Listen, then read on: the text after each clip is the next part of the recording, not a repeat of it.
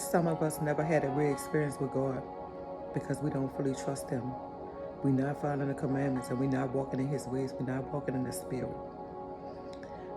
There are certain levels you have to get to with God in order to accomplish His will in your life. I know we fall down and we fall short and we do things that we feel guilty of. But God is a forgiver. You have done nothing that is too hard for God not to forgive you. We all want things out of life. Everything requires a sacrifice, even God.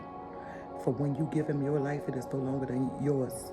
You will walk where He wants you to walk. You will be in uncomfortable places, but the Lord is with you. Some people don't want to change their life because they don't want to give up habits, people, and places.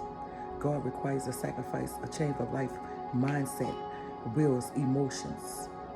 It requires self-control at all times. A lot of the people are not willing to change because they're so stuck in the world. If you think about how the lady in the Bible was turned into a pillar of salt because she kept looking back to her past and she didn't want to give it up. And it was required of God to change and not to look back. And if it started in her being a pillar of salt, if you want to move forward, you cannot look back. You have to sacrifice certain things, times, your patience. You have to learn to love unconditionally at all times. Even when people wronged you, you still have to love and forgive them.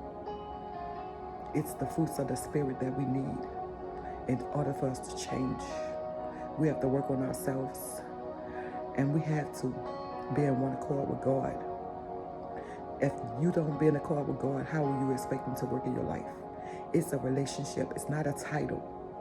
Titles mean nothing. You could have everything and still not have a relationship with God. You could be rich. It doesn't mean anything because we all have wills and emotion. Don't think that money will make you happy because money doesn't buy happiness. And all the things in this world that are free is love, peace, joy, and happiness. Everything else you're just leasing because you can't buy everything with money. I'd rather do things that are free like love, mercy, tender kindness.